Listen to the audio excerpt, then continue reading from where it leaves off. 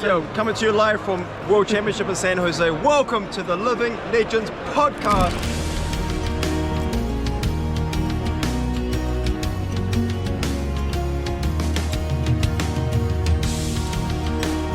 I have a 5-hour layover in Montreal on the way there. You know what's 5 hours long? The latest episode of the Living Legends Adventures in Wraith. Look at that. That's a great start. It's a great start to the episode. Yeah. and luckily I did just start recording. So we are technically recording as of now, assuming all of the audio is fine. It looks fine, I think. So yeah. Interesting. Yes. That'll be good. Cool. Well, yeah, I guess we will just hit the ground running, as it were. Welcome, everyone, to another episode of the Living Legends podcast, your one-stop shop for everything flesh and or blood related. I am the host, I suppose, for this week. We usually keep it pretty fast and loose, and this one is not going to be an exception to that rule. I am Bill from the Spike Feeders and from the Living Legends podcast, of course. And joining me, as always, are my two lovely co-hosts. We'll go alphabetically, because that's the way I prefer to do it. And we'll start with Az. Say hello. Hello, yes. I'm coming to you live from Barcelona in the very room which Bill's going to be stepping into in a few days' time. And I'm not sure whether you can get a little pan, but... Oh, yeah. Let's check it out. Oh, hell yeah. Got some play mats and stuff set up all over the bloody... Already set up.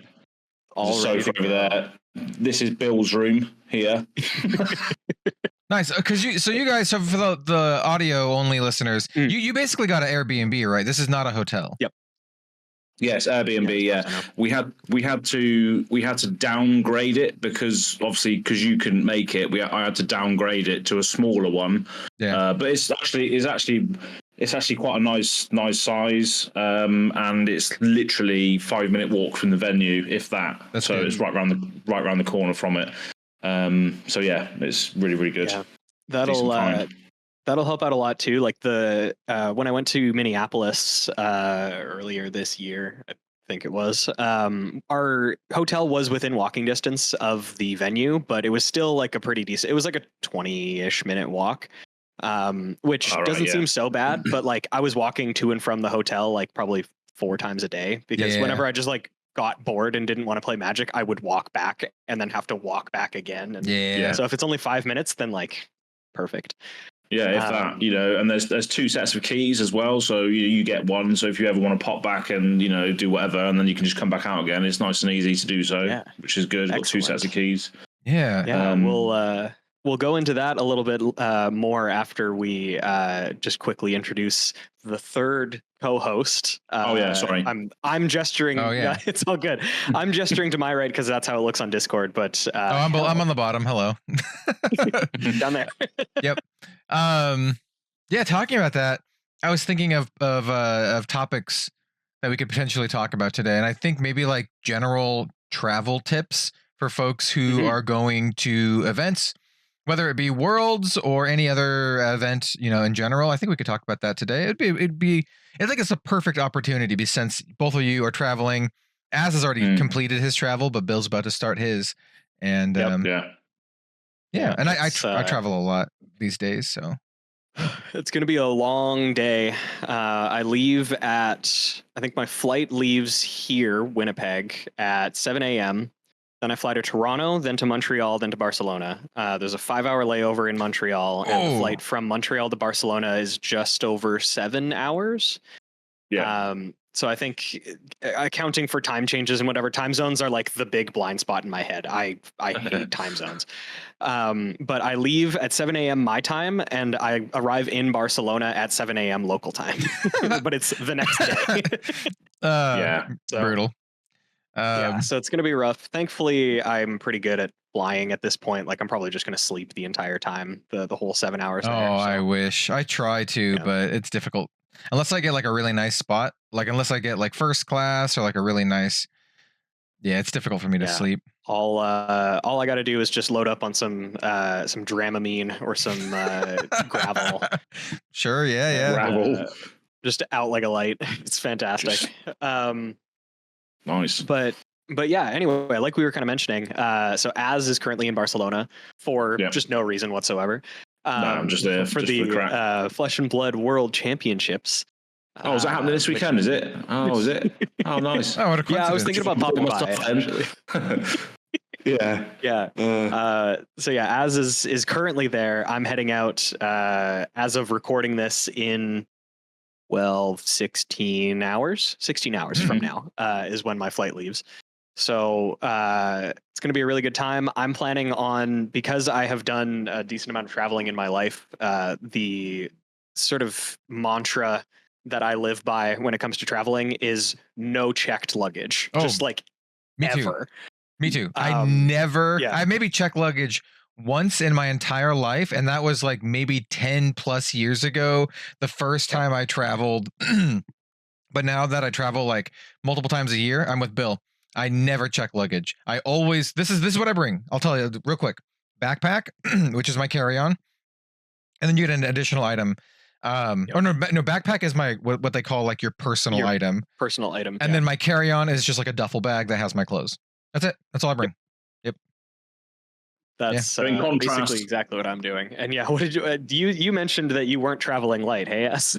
No, and this is funny because this is the first time I have used checked baggage, and never again. Ooh. Because because it's just so much to carry. You have to wait for your bloody bag to come off the plane when you arrive in your destination place. It comes around on a conveyor belt, and you have to run around looking for the conveyor belt which your flight was on. And I had to do that, and I couldn't find it to begin with. Then I had to speak to someone who didn't understand English either. So it's just an absolute ball ache. So I probably won't be doing it again. But the reason why I had to do that is because I had a lot of stuff to take with me, because I knew we could be probably going to be doing this. We're probably going to be doing another podcast from me and Bill side by side as well, potentially, if we can fit it in. So that all the setup and stuff that I've brought with me is a pain. I also had to take all 14 football shirts for the football video that I'm going to be doing. So I probably won't be doing it again. I've got a load of clothes, which is nice, but I probably won't be. I feel like I just want to leave the bag behind and just say cut the losses at this point. You could also mail it back to you if you want to. Yeah, I could. Yeah.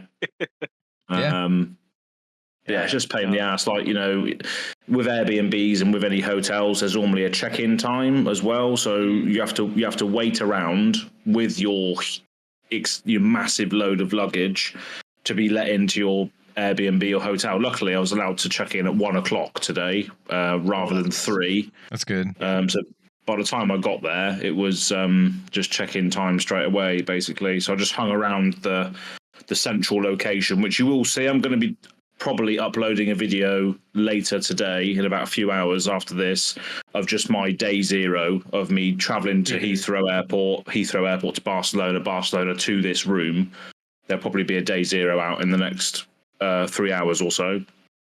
I'm actually I'm looking forward to watching that, because this is the first major Flesh and Blood event that I really, really wanted to go to that I am not able to go to. So I'm gonna be like really keen to watch all of like the vlogs and stuff. I was like, I want to see the vlogs. I want to see it all. So I know I'm not the only one with those sentiments too. So like other listeners and viewers out there probably want to see that kind of stuff too. So and I wanted to touch on this as well before you go, Bill. I wanted to touch on it because it is difficult to understand that you cannot do everything either. There's always going to be FOMO. There's always going to be events that you can't go to. Yeah. But you just have to realize that you cannot do it all, because if you ever think that you're missing out, then you've always got something else in your area which I can't do, or someone else can't do. So it's just one of those things. You have to pick your battles. Unfortunately, Barcelona for me was piece of piss. Although it took 12 hours. Because the Swindon local transport is garbage, but I took a long way. But I thought we already talked about this before on the podcast. Don't you just go to the Swindon International Airport, hop on a Boeing, and just fly on over? That's not how it works. No. Yeah, I thought that Swindon was a huge travel hub. It was a tourist destination. I keep hearing all these things about it. Swindon just keeps popping up in the news, and I just assume it's good news. Don't actually read the articles. I'm just like, it must be good, right? Yeah. It's just pattern recognition. You see the word Swindon and you're like, ooh. It just comes up. It's just oh yeah. It's like that shoey thing you told us about earlier, Cal. Okay. So this is actually that's so funny. This is actually just weird and really funny. So I was just woke up in the morning. It's kind of one of those things where you just kind of wake up in the middle of the night, and I just was like, okay, whatever. And I looked at my phone just for a little bit before going back to sleep, and I was looking at all of the updates. I saw Az posted an update onto Twitter where he's kind of like chilling in front of the venue, and I'm like, okay, cool. I did that, and then I saw Iswardi posted a JoJo meme. He drew. It's me. It says DIO. Yeah, -IO. And I was like, oh, that's funny. I liked it. And then I scrolled down to post a GIF response, and in that was an ad for shoeies. It was an ad for shoeies. And I was like, what? Like, what on earth? They're listening to me.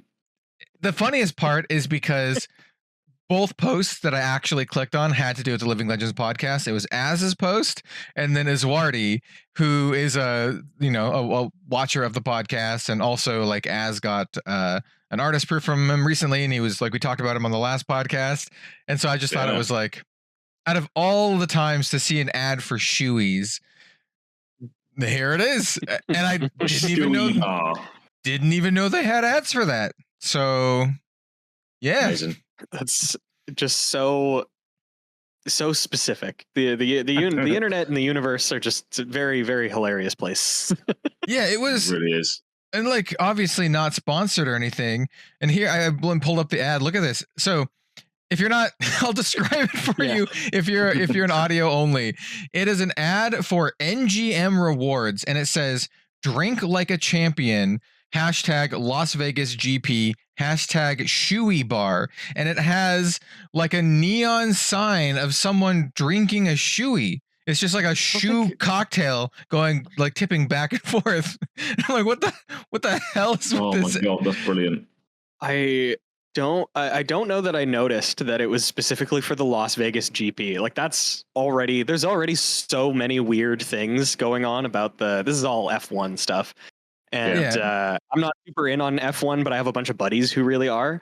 And yeah, apparently something that I was not expecting, just as a very quick tangent, because I think that this is really funny. So it's in Las Vegas. Apparently there's a concern that it's going to be colder than they've ever run an F1 race before in Vegas. Oh. Because it's starting at like midnight, and apparently they're expecting it to be like 4 degrees Celsius. So like almost freezing Fahrenheit. Yeah. And they're like, yeah, anything below like 40 C, if we aren't able to keep the tires above like 40 C, they don't have traction. So they'll just be sliding all over the place. Oh no. Wow. At that speed as well. That's going to be a couple of decapitations going on. Yeah, it's gonna be twisted metal. Yeah. Wow. The dark side in me wants to say, well, it sucks for the drivers, but cool for the audience, I guess. Yeah, great show. Yeah. Yeah. If one aside. But little did Az know, every time he's drinking a shoey, he's drinking like a champion. As per the MGM ad. Champion. Yeah. Yeah. Petition to have a shoey bar at the next World Championships. Oh my God, James Whitewood. Come on. Come on, you do it for the meme, right, man? Absolutely. Yeah. But yeah, anyway, so coming from the perspective of somebody who has I've only been to 2 large like card gaming conventions before. Both of them were Magic related. One of them was Vegas in 2019, which was also in, like, if I remember correctly, August, and it was miserable. It was like 120 degrees. It was awful. It was unlivable, especially as a Canadian. And then the other one was Minneapolis earlier this year. I had so much fun at both, but I had infinitely more fun at the Minneapolis one because I learned some lessons from Vegas. And what I learned from that, especially as like we were content creators in 2019, we weren't super popular, but we still did have people coming up to us and asking us to play games, sign their stuff, whatever. I went into Vegas with so many expectations and so many goals and so many like, I want to play X number of games. I'm bringing all these decks. Like I'm going to play all of them. I'm just going to play games all day, every day. Don't do that. Yeah. That's from me. Even if you're not like a content creator, if you're just somebody who wants to like enjoy themselves and have a good time, don't try to over sign yourself up for things. It burns you out so completely and so quickly, because like even just the convention center that you're playing in is probably going to be pretty loud because there's a lot of people. Yeah. So you're going to be like talking louder than normal. Even that tires people out. And I don't think a lot of people realize that. Like the atmosphere is totally different. It's very public. So you're always like on. Being on is something that content creators can very closely associate with because you know, you just kind of have to be when you're doing like you're presenting or creating content or whatever. Yeah. Doing that for like 16 hours a day, you'll die. You will die. So, yep. Yeah. So be realistic. I try to undersign myself up for things and give me enough time to like, okay, now I have like a block of free time. I can go get food. I can refill my water. I can, if people are doing something, I can be like, yeah, sure. Like I'm not doing too much, but, and obviously that's just coming from my own perspective. I know that there are going to be people that are absolute grinders and they relish in doing things every moment of every day. But I don't know that that's the average person. I think the average person will not be able to expect the amount of energy that they have to pour into a situation like this. So, yeah, that's my word of warning. As well. So a lot of walking in conventions, you know, walking to and from, and a lot of you're on your feet a lot more than you expect. You know, you think you're going to sit down and play card games, but that's not the case. You are walking around a lot in these places. Yeah. And I was, because it's cold in Canada right now, it's actually a little bit unseasonably warm. It's like 5 degrees Celsius. I was, for some reason in my head, I was just like, it's going to be like warmer, but not super warm in Barcelona. No, it's like 20 degrees. It's like 70. Yeah. Yeah, it's like high 60s, 70. Which for this time of year, again, for a Canadian, is a lot. I was expecting to have to pack a sweater and long pants. Nope. No, I will be totally fine just dressing like it's summer again in November. So that's gonna be nice at least. I would like, before I kind of move on a little bit, I would like to kind of reiterate what Bill was talking about. So I've been to a lot of card game events now at this point. I don't wait. Let me try to quickly recap. So that was the world premiere event for Tales of Aria in Las Vegas. There, I went to the world premiere event for Uprising, also maybe in Las Vegas. I went to Flesh and Blood Worlds last year. I went to the first Flesh and Blood Pro Tour. I did a couple other callings as well, and I've been to a couple Magic events in my life, as well as a Grand Archive one. So maybe about 10 or so that I've been to. You was working a few of them as well, weren't you? You were working a few of them. I would say I worked more than half, I would say. For Flesh and Blood events, I think there's only 2 that I've been to that I wasn't actually working the event, like doing casting and coverage. And that would be Worlds and the Uprising World Premiere event, because they didn't do coverage for that event. That's the one that they did the Team Blitz calling. That was the Team Blitz calling, and they didn't do coverage for that. And so those 2 were purely like not working it, and like as a you know someone who's just playing in the events. And I would say my tip, other than what Bill said is 100% true. But I'm gonna add one little like, it's not a caveat. It's just like a little suggestion.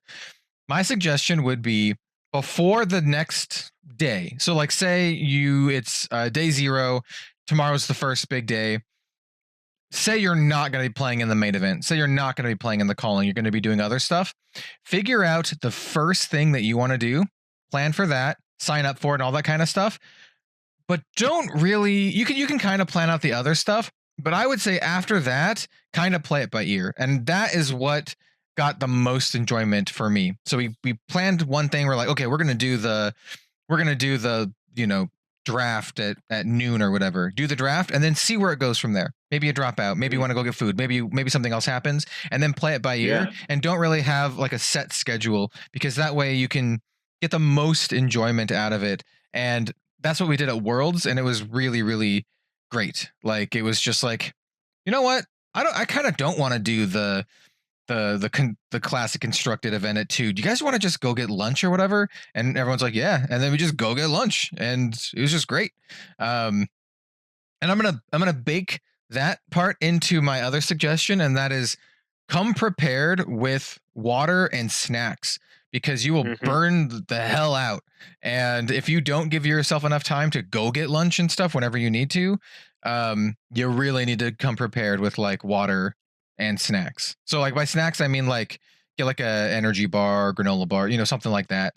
And then definitely bring water, like for sure. You can bring your other drinks or whatever, but I would highly suggest just good old water.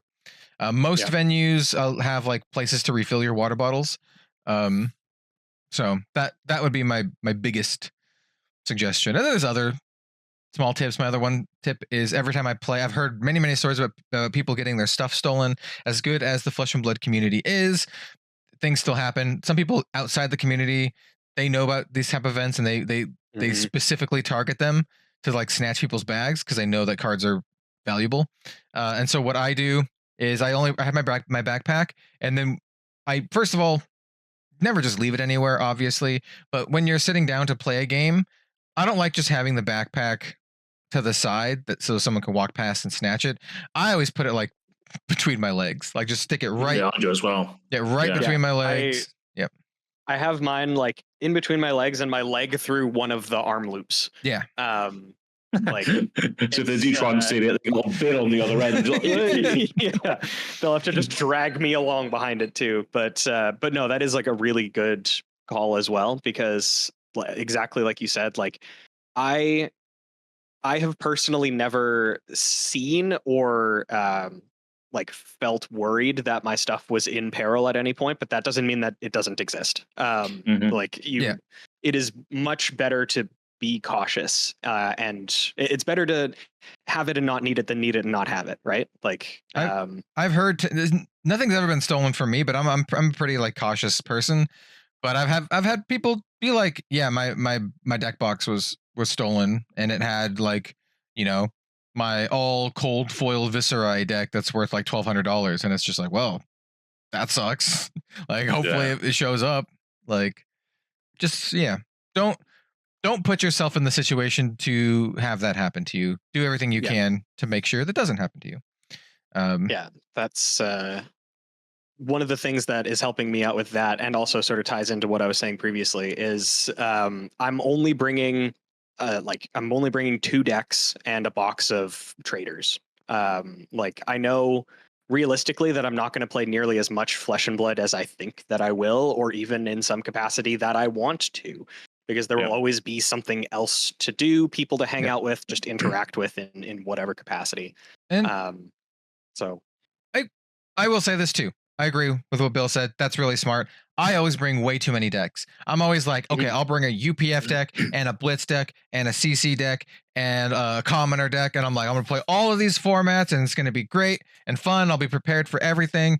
And turns out I play like with the Blitz deck and CC deck 0 times. I play UPF a couple times, and then everything else is like limited or something. It's just like, maybe just bring like 1 or 2 decks, and that's about it. I found that what I've did for the Ascent Houston, which is a Grand Archive, I just brought my Professor academic box. That's it. That's anything that I could fit in that I'm good to go. I don't want to bring any extra deck boxes or anything, and that was perfect, because that was able to fit for Grand Archive. I was able to fit about 3 decks in that thing, and that was more than enough. And then I also, this is another super secret tip: if you like limited, bring a deck box, like an academic with extra space, or an empty deck box. Because if you like draft and limited, having an empty container to put all your draft in is good.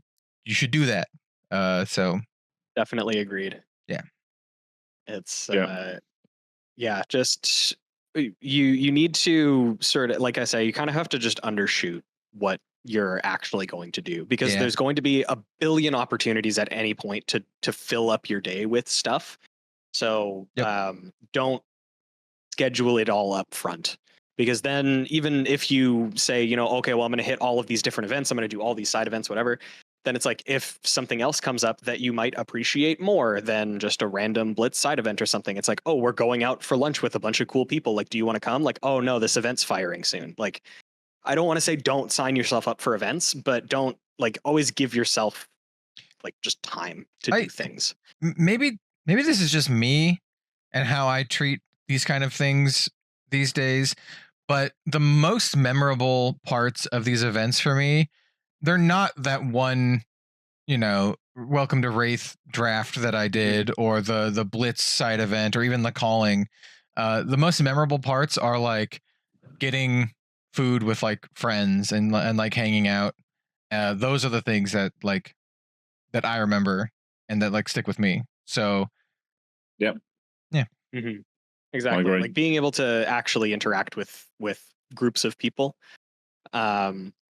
is going to be where you get like the most memorable, like the most bang for your buck memory making. It's I'm really excited for Barcelona. I think that's the long and short of it. I'm just trying to like temper the excitement so that I don't burn myself out, because I think I've already mentioned to you guys that my turnaround is going to be very tight. Yes. Because I get in 7 a.m. on the Thursday, which is the first day of the event, and then I leave Barcelona 5 a.m. local time on the Monday. Yep. So I'm sure we're gonna be partying Sunday night, and I'm just gonna take an Uber right to the airport. No! And you can do that because you don't have checked baggage. I don't have checked baggage. I can just bring my backpack and my duffel with me, and I'm just like, I'm good. Let's go, baby. He's good. Yeah. I always give myself a little bit of buffer space if I can, because I've seen good buddy Steven, also known as DM Armada, like cut it real close so many times. He's a teacher, right? So he's got like an actually like really scheduled out job, and he will arrive to do coverage like partway through the day, and then he has to like leave right when the event is over, sometimes a little bit earlier, so he can catch his flight so he can get home in time so he can do his teaching job the next day. And I'm like, well, at least I'm glad I have the luxury to like block out a day before and a day after, sort of. I like to arrive the day before the event. Yeah. And then I usually leave the day after, depending on how things go. But I didn't quite give myself enough of a bookend on either end to actually like get settled or whatever, but I think it'll be fine. It'll be great. Yeah, it'll be fine. That's just a very condensed weekend. And I think it's going to be crazy. I think the thing that's going to humble me the most is if I get, I want to be not like self-centered about it, but getting recognized at an event when I've never been to a big event before, I think is going to fuck me up a little bit. I hope, hey, everyone listening to this, go and say hi to Bill. go do it. Mess him up. Like, mess with his mind. Yeah. Did I mention to you guys, this is kind of like a kind of a random tangent that I tweeted about a couple days ago, but this is just a weird thing that happened to me locally. Well, I guess it was weird for me, but I got recognized at the grocery store. Like, I was just at my normal grocery store, and and at the checkout line, and the guy behind me was like, "Hey," and I was just like, I never assume ever that anyone knows who I am, except for maybe if I'm at an LGS that carries Flesh and Blood, and at Flesh and Blood events. I get recognized at those two places quite often. Yeah. But never in public at like a grocery store or whatever. And he was just like, hi. And I was just being friendly. I was just like, oh, hey, just as you do. I was just like, yeah, sure. Hi. And then he's like, are you Red Zone Rogue? And I'm like, oh, yes. Hi. Hi. How's it going? And he was like, oh, I love your content. Yada, yada, yada. Anyway, yeah, it was disarming a little bit because I did not expect to get recognized in public, especially at the grocery store, especially where I live. I say I live in Portland. That's true. I live in the Portland metropolitan area. I live in PDX, but I technically live in a smaller city, like on the outskirts, basically. Like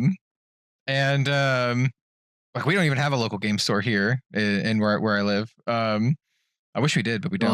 I would hate it if someone recognised me in the shop and I'm just like carrying like a shitload of chocolate or something. And like, wait, he's caught in the act.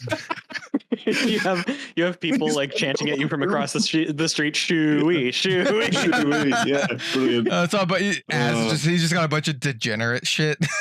Yeah. Oh no. No, I was just buying groceries, so I had like like my orange juice and stuff. But thank God for that. Probably like my two cases of liquid death. This is my usual at the store. And but anyway, I thought that Bill's thing reminded me of that. I was like, oh wow, I got recognized. Like, oh, maybe at the grocery store. I'm officially like an E-list YouTube celebrity. I got recognized at the grocery store. I got recognized on the street a while ago because of a band I was in. Oh, really? When I was going through Bristol, I was like, oh, it's the person from that band. I was like, yeah, that's right, it is. Yeah, that's sick. So I had one moment like that in my life, but it's nothing to do with YouTube. And then why would it be? YouTube content's garbage anyway. Nobody watches that. But just because we're on a wild tangent. Speaking of Stephen DM Armada, me and Bill are going to be playing in a Team Blitz event with Stephen. Oh, nice. So because he did a video about stuff that he might be doing in Barcelona, and he mentioned Team Blitz. If anybody wants to play, let me know. And then I messaged him saying, "Do you want to play with me and Bill?" I just sort of said you'd be up for it, Bill, without your consent, because I knew you would be.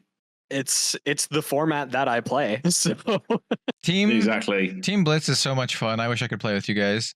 I would be sick. No, it would have been really cool to just roll up as full Living Legends podcast. Yeah. Just stand menacingly in front of our enemies. Yeah, and then just get like a team photo as well. Like the last Team Blitz event that I did, we actually did like quite well. Like so it was the Team Blitz event that I mentioned for the world premiere for Uprising, and it was me, DM Armada, and our good buddy not Bill's brother, Jim. Yes. And was he playing Azalea? Was he playing Azalea? No, he was playing Dash that time. This is before Azalea. Okay. This was Uprising, so Azalea was still like. Oh, right. So he was playing Dash, I was playing Lexi, and Steven was playing Kano.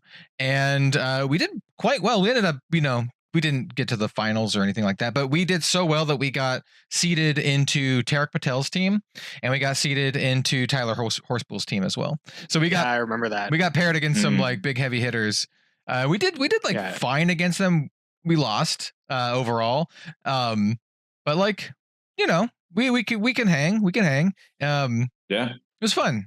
And I really like the team events. I think we'll be lucky to avoid those sorts of teams because it's on the Saturday. So obviously Worlds will still be happening. So it's just going to be more casual, fun goers, I imagine. I could be wrong, but the super secret tech is to do a lot of like more quote competitive stuff on the first day, because on the second day all of the pros who scrubbed out of the main events will be playing in the side events, and so you'll have a lot of like still like pro players in the side events. So day one is where you can play all the scrubs just like you and me. That's right. Just like me. Yeah. I actually still need to like buy my entry. I still haven't done that yet, but like I'm not intending on playing in any of the like big events, so I don't really have anything that I think is going to like sell out before I can get there. I'm mostly just going to be hitting up vendors and like hanging out and playing casual games. I'll be honest, for the calling in at Worlds last year, I think none of us actually did it. I think we just signed up, got the swag, and then decided to just drop and do side events and not even play in the calling. Like I don't think any of us actually played. Maybe Steven did. Or no, maybe he was doing coverage. I don't remember how it shook up. I definitely told my girlfriend about the prize structure for the main event, and she was like, "Well, so you're gonna win, right?" I'm like, "Oh heavens, no! There's no way that I get even remotely close enough." And she's like, "Well, you should just like quit your job and do that because $100,000 is a lot of money." I'm like, "It is, especially when it's $100,000 US dollars." That's right. Yeah. The thing is, though, like only one person can win, and only one person can win, and it's incredibly cutthroat. And I still don't know how to pitch stacks. So I mean, it's like it's that, and then also like you have to consistently win to like be up on money, and like not just consistently win. You have to consistently win. Like I don't know what the percentage is, but you have to get top 8s like a lot. Otherwise, you're gonna be losing out money from all the traveling and all of like the hotel expenses and all this kind of stuff. Food. It's like thousands of dollars, and unless you're getting top 8 and hawking your gold foils immediately, like good luck like being positive on that. Much less like earning enough to make a living. So. Yeah. Speaking of gold foils, actually, like, one of my friends, one of my local buddies, his name's Tyler. He actually messaged me and was like, "Hey, would you be able to bring some cards to Barcelona and get them like slabbed for me?" And I was just like, "I think so. Is that something that you can do? I assume." Yes, if they're there. I assume they're going to be there, like PCG or whatever. Yeah, they did that at Worlds last year. So I mean, so PCG have got they've got a German branch now, so I think they are there. The PCG Germany, I think they're there, so you should be able to do that. Yeah, so that should be fine. Worst case scenario, I just bring them back as is. But he's sending me with his Judge Foil Vin set that he just got. Nice. As well as the gold foil Vest of the First Fist that he got for winning our PQ. So if you're gonna get a common gold foil, that's a good one to get. I actually, he was like not super jazzed about it, but honestly, I like Vest of the First Fist, but it's mostly because I play Blitz. So yeah, I mean, okay. Let's be fair. You only play it in Blitz. You don't play it in CC. Yeah. But in Blitz, I think it's like legit good. I think there's legit argument to play that over Tunic in a lot of decks. So. Actually, do I? I'm just wondering if I brought my Blossom of Spring with me because I need that for Blitz. Yeah, I was just about to say if I didn't have it, in my bag already, I would show you the loadout for my Prism Blitz deck, which is, I run. It's Crown of Providence, Phantasmal Footsteps, Wave of Reality, and Blossom of Spring. All cold foil. Yeah. And then of course Luminaris as well, the original Luminaris, also cold foil with a cold foil hero. Is your deck all rainbow foil too?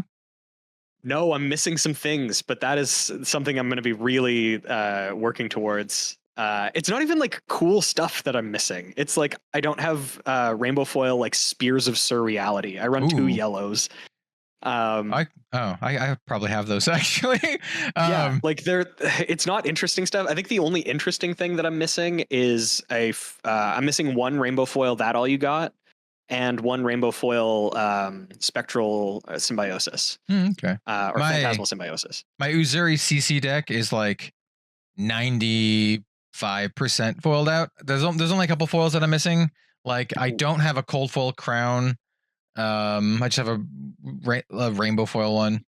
And then there's like a bunch of random, not a bunch. So I'm not running. I need tomes. I don't have a full cold foil Tome of Frailty set. I have 1 Marvel one that I don't put in the deck, and then I just have a bunch of regular ones. I do want to get like a full set of rainbow foil ones, and then I think I'm missing one Warmongers Rainbow Foil. I have 2 Rainbow Foil, one. Oh wow, nice. But I'm missing like 2 or 3 cards. I do want to show off, just while we're talking about fancy cards, I do have one very recent pickup that I don't remember if I told you guys about, but it's a good one. So my friend Kaylee went over to Toronto to judge a ProQuest there. And this was after I had judged our ProQuest.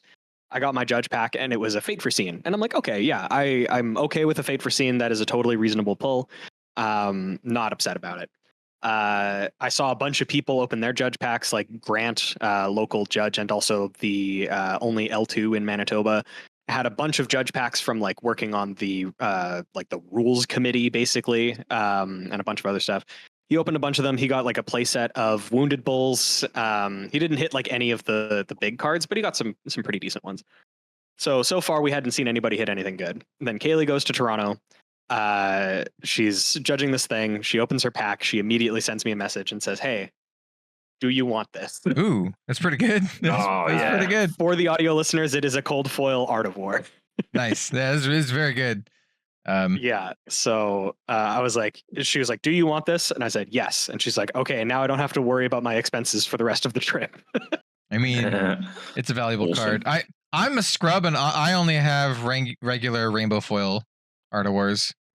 Yeah. I have 2, maybe 3. Do I own 3? Yeah, I have full play sets of unlimited Rainbow Foil, Command and Conquer, Art of War, and Enlightened Strike. So now this is my 4th Art of War.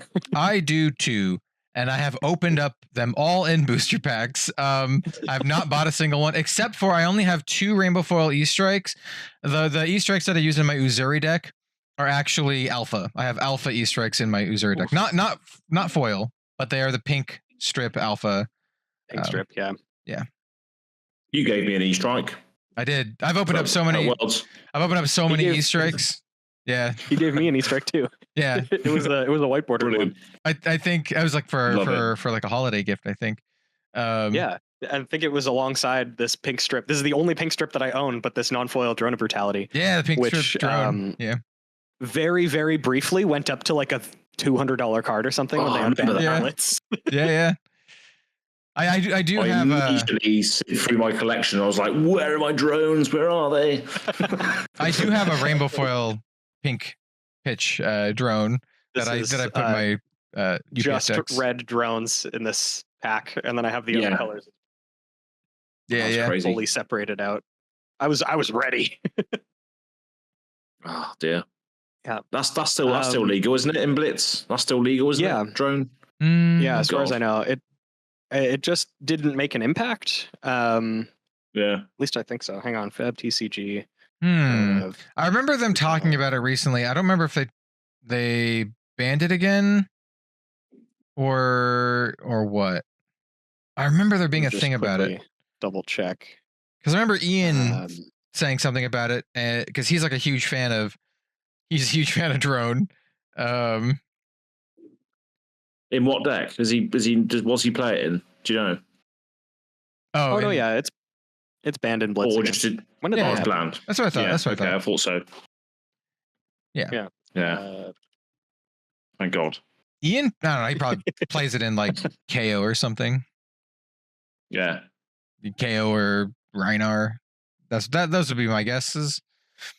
Apparently, it was good in Riptide as well, or something. I don't remember the source, but apparently it was quite good in Riptide. But hey, Riptide guy, is Drone of Brutality good in Riptide? Let us know in the comments down below. Calling Mink. There we go. That's the name of the episode. Is Drone good in Riptide? Yeah. And then we'll have like 2 hours in. We'll have people scour the episode because I'm not going to put timestamps on it. You're not. Yeah, exactly. Yeah.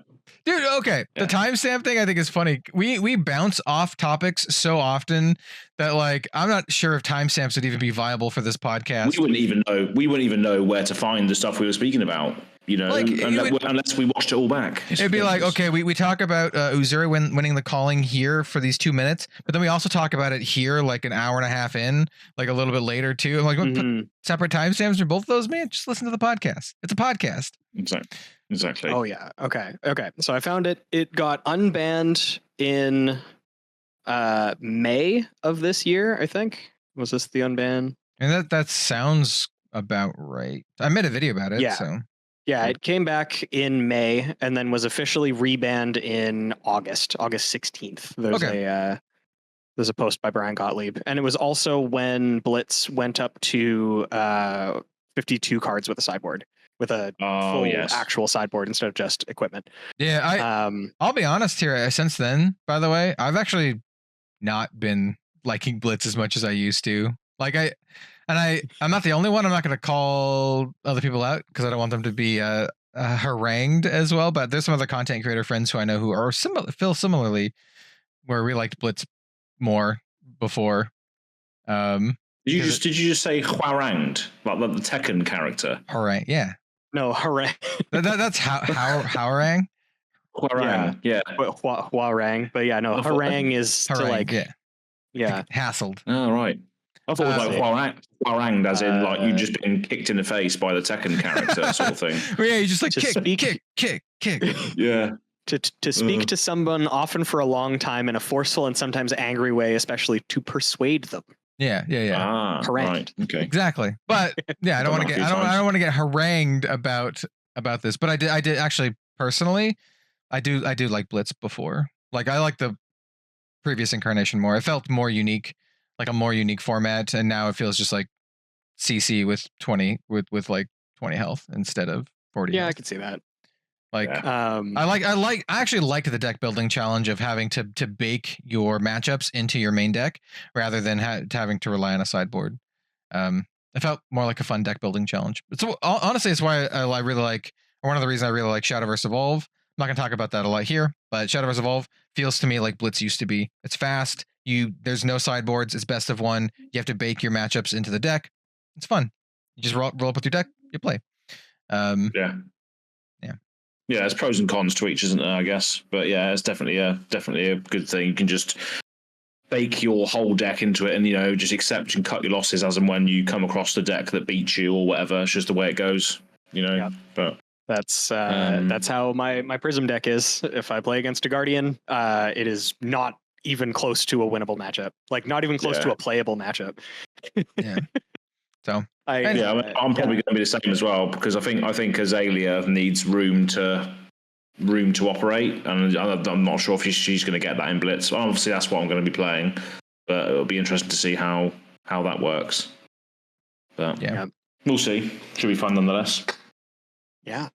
But yeah. Anyway, I am still very excited to see what is in store for Barcelona as a whole.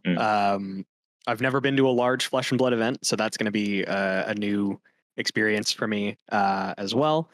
Really excited to be able to shake hands and just meet with people. I think on my bucket list of people to meet, honestly, probably Carolina. I'm a big parasocial fan of Carolina. I think she's phenomenal.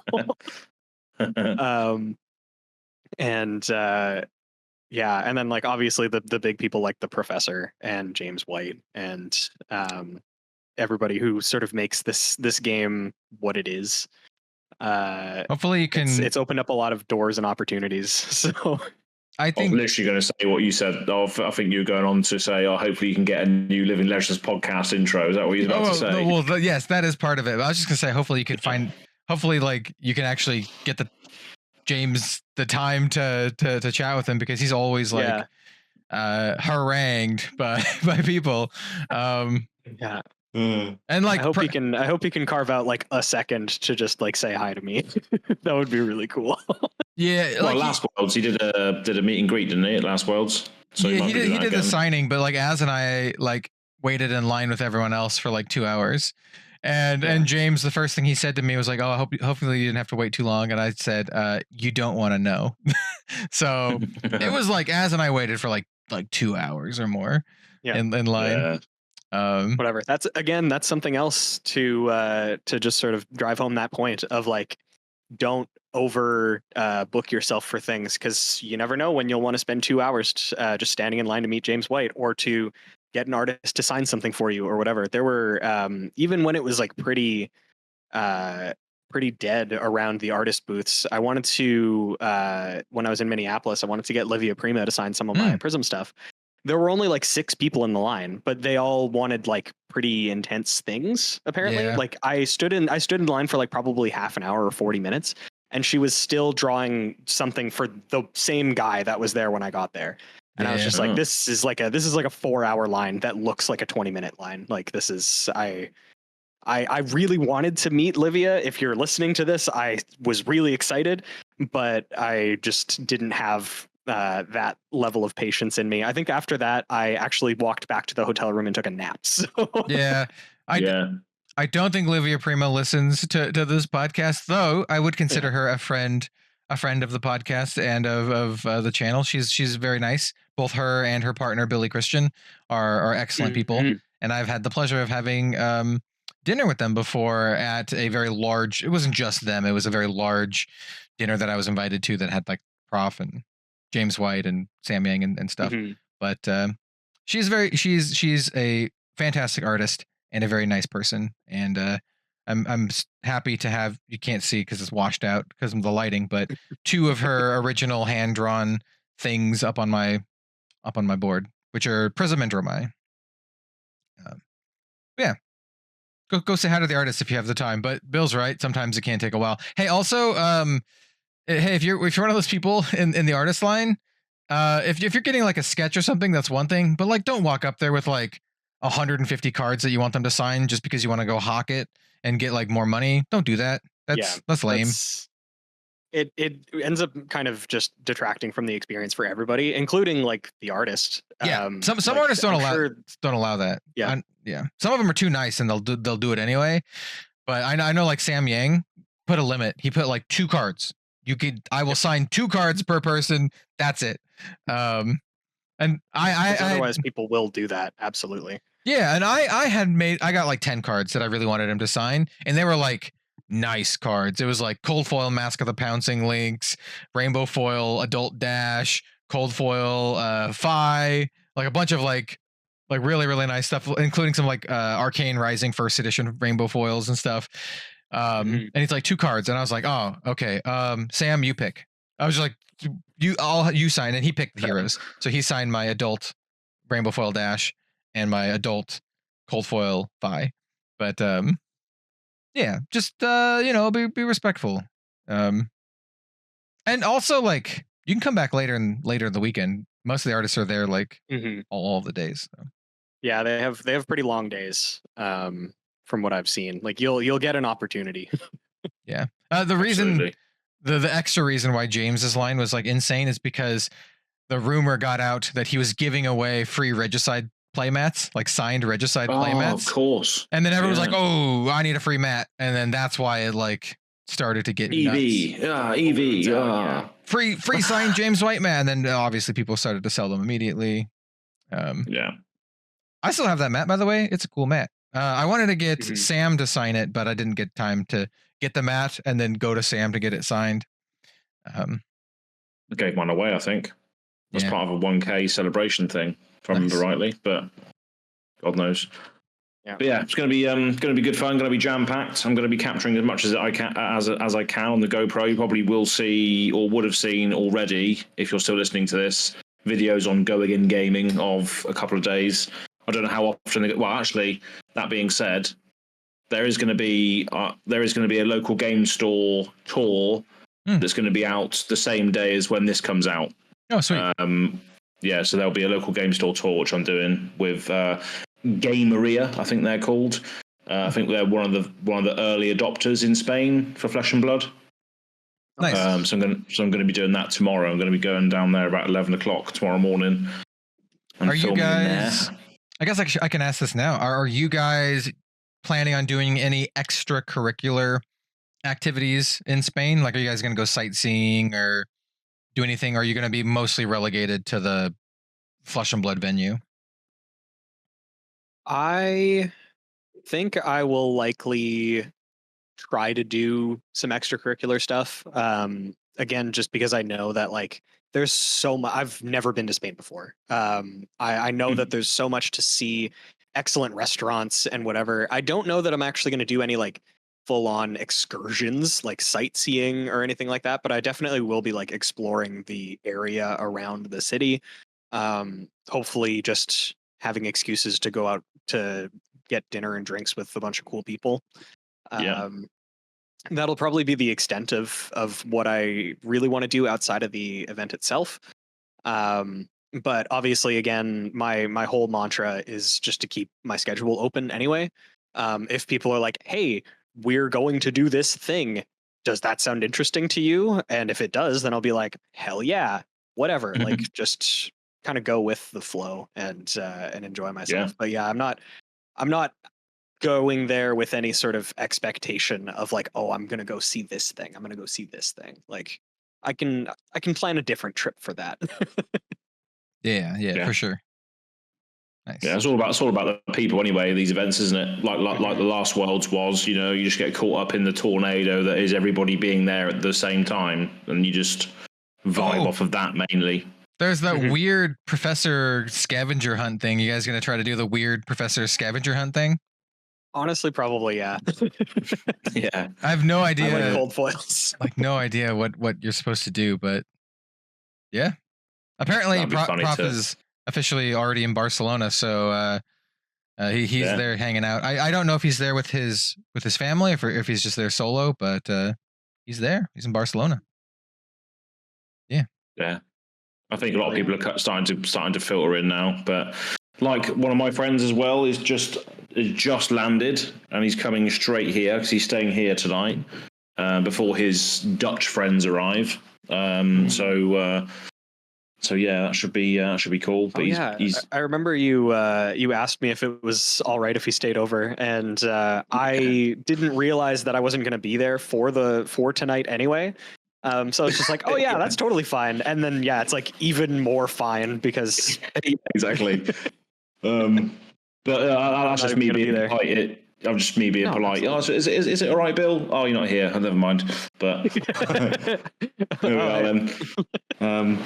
But before we close off, there was something else that was there was something else that LSS released recently for December, wasn't it? Squizzy and Floof. Yes. Squizzy and Floof. Okay, hang on. I'm gonna bring up the. Yeah, I didn't have this prepared, but maybe I can go download a picture of it. Actually, I think I maybe got one from the Flesh and Blood website. So let me go there real quick.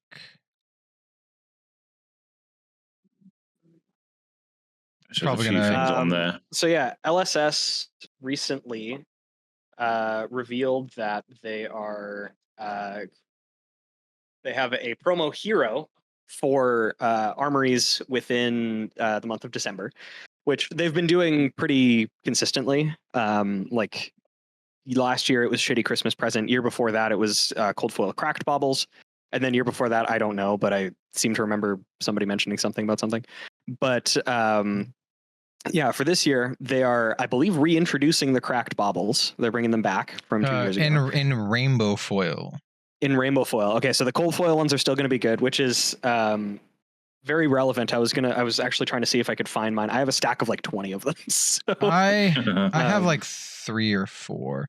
All right, everyone. Yeah. For the visual people, I have brought up Squizzy and Floof. It's going to take up the entire screen for a moment.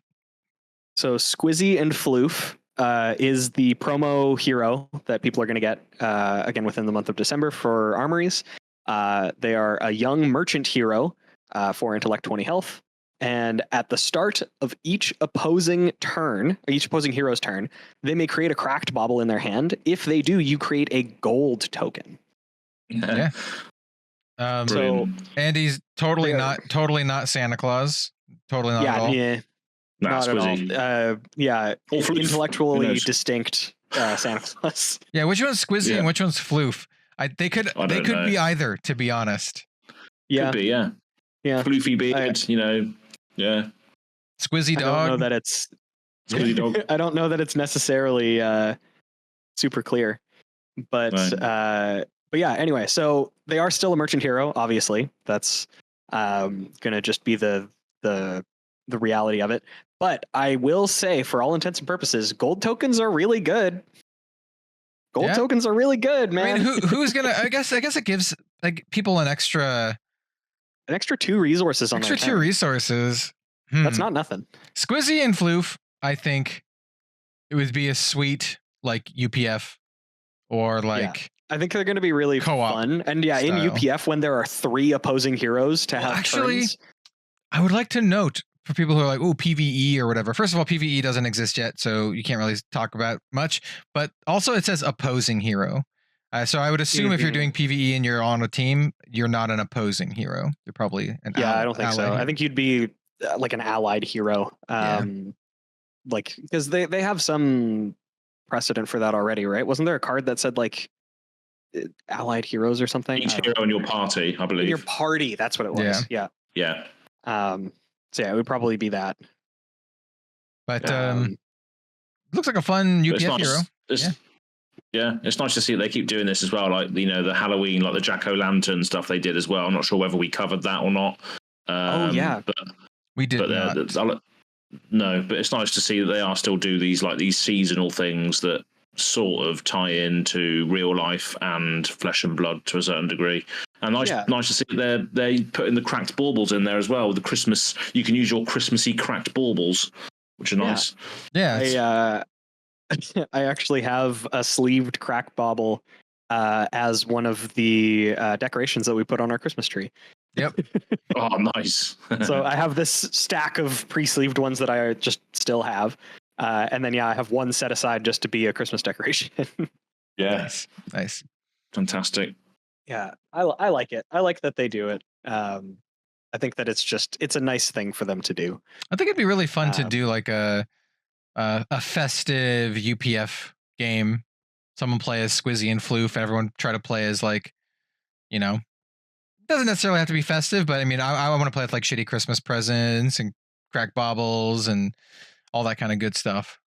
Yeah. Oh yeah. Maybe we'll try to organize something and see if people are interested in participating. Well, we did a Christmas live stream last time, didn't we? Yeah, we did. It did really well too, actually, if I remember right. Mm-hmm. Called it like Living Legends Alive for the holidays. It was maybe. I don't know whether that. Yeah, we could do something like that again. But if you're playing a game, it's hard to. If you're playing a game, it's hard to look at the chat and We could do something. We could do both. We could do something separate too. Yeah. I'm sure I could convince Ian to play a festive UPF, and by convince I mean say, hey Ian, you want to play a festive UPF game? And he'd probably be like, yeah. Can I play Typanus? Yeah, absolutely. And I'll be like, fine. Typanus. You can play Typanus. Judge of the North Pole. Yeah. Brilliant. Yeah. But yeah, anyway, I think that will basically wrap us up for this week. Had a decent amount to talk about, mostly Spain related, mostly Barcelona related, which is very topical for what's going on. And that's as well my Arsenal step. That's what I'm going to be traveling all of tomorrow, and I'm really looking forward to it. I'll finally get to see Az in person. Yeah. After all this time, we'll finally get to meet. You get to see Az in person, and his. You don't get to see this in the Living Legends podcast or in his normal videos, but I think the first time I saw Az, he was wearing pants that looked like they were from 1983. And I think, he's wearing some. Oh my God! Different. These are different. Let's go. The ones that I saw they were like the blue with like the pink squares and like that. Yeah. I think when James White met you, he was like, "Oh, I love your style" or something like that. That's right. Yeah. He's gonna fully outdrip me. Literally, he appreciates the zero fucks given. He really does. You just, you just authenticity goes a long way, I think, to a lot of people. So, just be yourself, really. That's it. I remember the first time I met Az in real life was Professor and I were getting lunch I think that's what when I met you first. It was breakfast, wasn't it? Breakfast at Peanut Deluxe. It was called. I remember you saying, "Come to Peanut Deluxe." I was like, "Where the hell's that?" Yeah, it was like we just got like a brunch kind of deal, and that's as just kind of met us there. Yeah, because I took a video, right, because I couldn't get my shower to work in America. I was like, how the hell do you use this shower? I've never seen anything like it. And then I asked Prof, like, do you know how to work this shower? And he was like, yeah, you just push the faucet like that. And he was like, oh, okay, sick. Prof allowed me to shower that weekend, which is brilliant. It wasn't for him. I'd be dirty, but that's really funny. Dirty anyway. Yeah. Yeah, my Arsenal step is, I guess I mentioned Twitch. Hey, you can go follow me over at twitch.tv/RedZoneRogue. There is the new Flesh and Blood category over on Twitch, and my buddy Ian and I kind of like tested it out over the weekend. And we're probably going to be doing a little bit more live streaming physical tabletop stuff over there. But I do want to mention that I kind of want to stream other stuff. I kind of want to stream other card game stuff. It would still be card game related, but in a lot of my spare time, I do play like other like card games, roguelike card games, indie card games. And I was like, you know what? It'd be kind of fun to stream some of that stuff. I don't really feel like it's a good fit for my main channel, Red Zone Rogue, but hey, it could be a fun thing to do every now and then. And by that, I mean, you know, games like, but not specifically Slay the Spire, Inscription, Vault of the Void, other like card-based games that I think could be a lot of fun. So yeah, I might be doing that. So if you'd like, if any of that sounds interesting to you, twitch.tv/RedZoneRogue. I'm a little infant over there, little baby channel over there. But you can go follow me. You can be one of my first 100 followers. I have 63. Grifflines is also. I have 63 right now. I need 6 more. Then it's a great number. Yeah. Hey, 6 people. Go follow me over there so we can be nice. Yeah, absolutely. So yeah, that's my Arsenal step. Yeah. Yeah, my Arsenal step is pretty much the same as Bill, just traveling, and just loving life, really. Got a lot of stuff to do while I'm here, I think, though. Contrary to the points what we were all making earlier is leave yourself open. I definitely have not. Well, yeah, you set up an entire football event. Like that's true. That is true. Yeah, I've set up a few things, and I do have a lot of events written down to do because I'm collecting the promos for somebody else. So I don't know how deep I'm going to go into those events, but I'm signed up for them anyway to get the thing.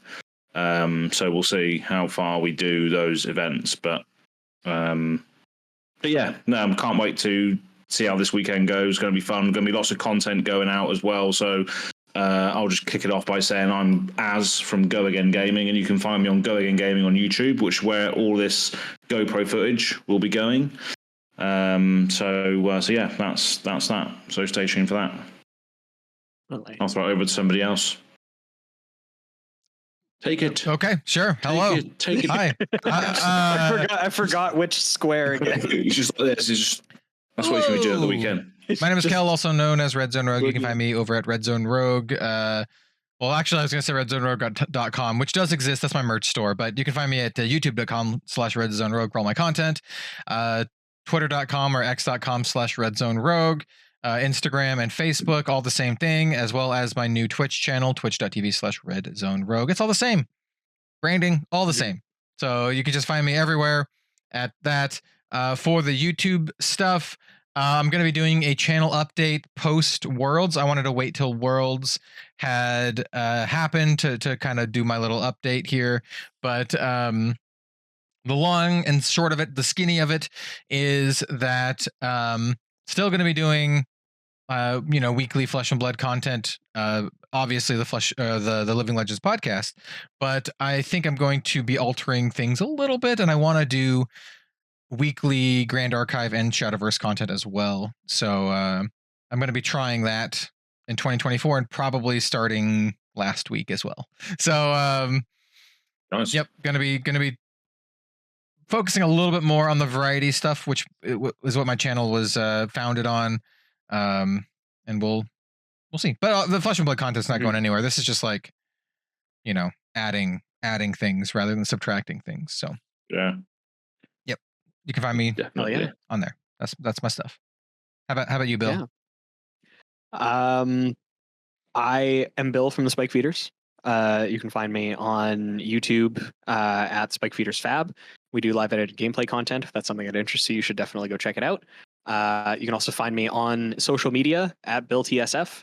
I will likely be posting on both Twitter and Blue Sky just over the weekend, just to sort of like call out to people if they're interested in meeting me. I don't want to like be too full of myself, but I do, even when we were like a really small YouTube account back in our YouTube channel back in like 2019 when we went to Vegas, we still had people coming up and being like, "Oh my God, are you from the Spike Feeders? Do you know where Jim is?" Somebody asked that to Jim's face. They walked up to him and they were like, "Oh my God, are you from the Spike Feeders?" And we were wearing like Spike Feeders custom shirts. And he was like, "Yeah." And they're like, "That's so cool. Do you know where Jim is?" And he was just like, "Here, me."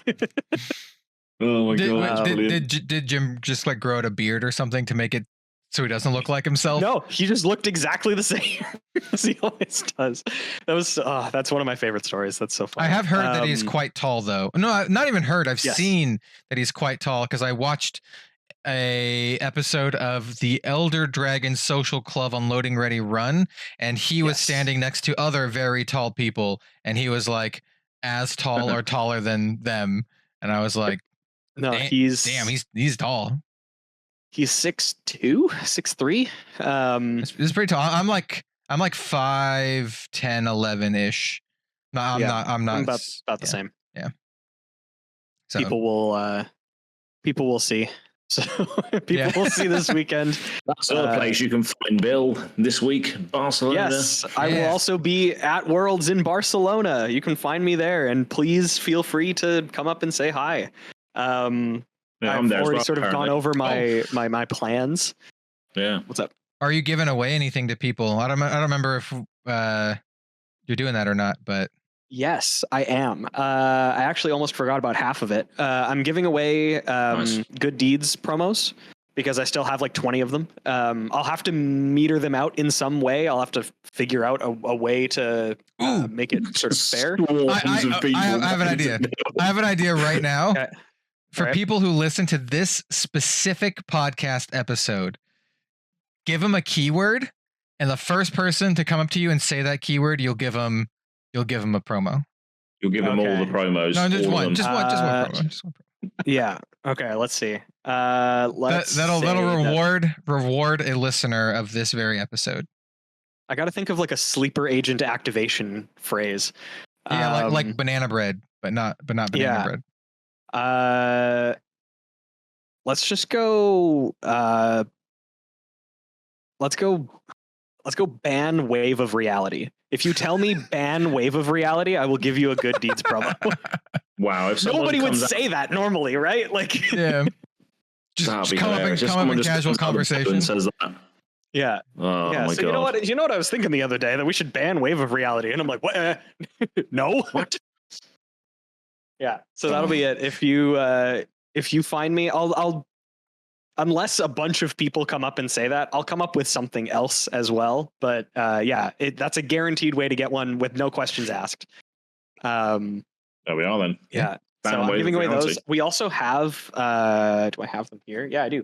I have like an entire bag of these enamel Spike Feeder resource tokens. Oh, that's cool. They're actually really nice. Cool. They're like a heavy sort of metal enameled token. And I have like an entire huge Ziploc bag of them that I've been just tasked with giving away.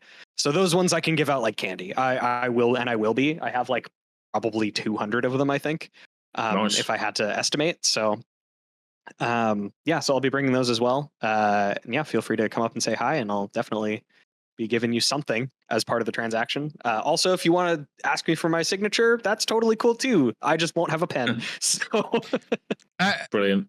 As a content creator, I now bring pens because I get asked for my signature all the time. The first thing that I did was like, okay, I got to develop a cool signature And then too many times people ask me for my signature but don't have a pen, and I'm like, what do you expect me just to be carrying a pen? And it happened enough where I'm like, I guess you I do just carry a pen. You expected correctly. Yeah, so I have oil pens that I carry in my backpack now. So I can sign. Oil pens are really good because they sign very well on everything. So I got little in my little case there. I've got loads of pens now and paper. Oh, sick! And little tokens I can give people. This one says "dominate" on it. You missed 2 words. So, you should say "dominate me, mommy." Dominate me. Oh, I knew you were going to say that. Absolute degenerate. Of course. Oh my god. The holy Bible. Anyway. All right. Yeah. Well, with that being said, I think we should probably wrap it up for today. Thank you, everyone, for hanging out with us today. We always appreciate it. And once again, looking forward to seeing at least some amount of you in Barcelona for the World Championships of the Flesh and Blood trading card game. Once again, I've been Bill. Joining me as always, Az and Kel. Stay well and stay safe, everybody, and we will catch you all in the next episode. Yeah, and absolutely. In that next episode, or maybe the one after, you'll know if Az and Bill were successful in getting James White to get us a new intro, because we'll either have a new intro or we won't. So we'll find out. Yeah. We'll find out. It is one or the other. 50-50 shot. Yeah. Absolutely. Fantastic. All right, bye everyone.